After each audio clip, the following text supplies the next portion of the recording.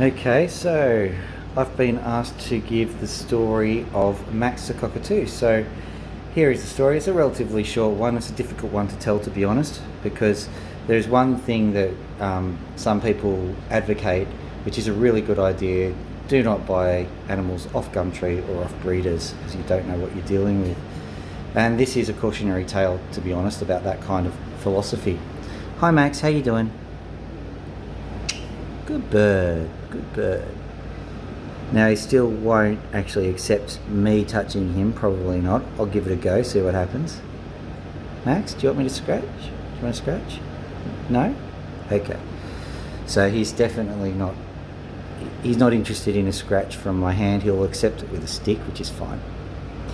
But this guy, I was talking to a seller on Gumtree over something.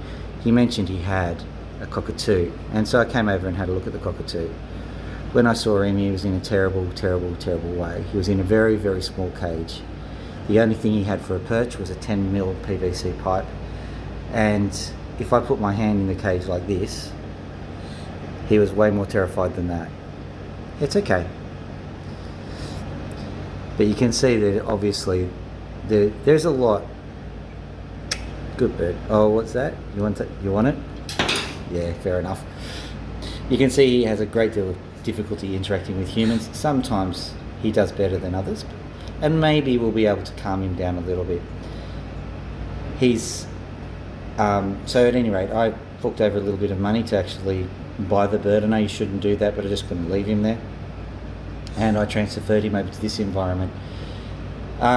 He's in this cage a lot of the time for his own safety, but also a lot of the time he's just out and about. We've got a house which is pretty set up to have birds just flying around. There's not much stuff that they can damage, but generally speaking, he's outside of the cage. When I can't actually physically look after him, he's inside of the cage.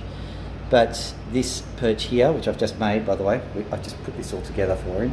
You'll see there's natural perches and stuff all around.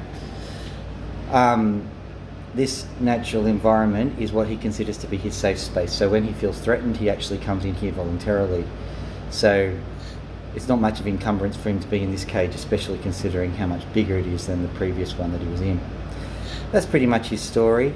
He has captivated my heart and the hearts of my children. He's just a beautiful bird, even though he can be a cranky old fella sometimes. Enjoy.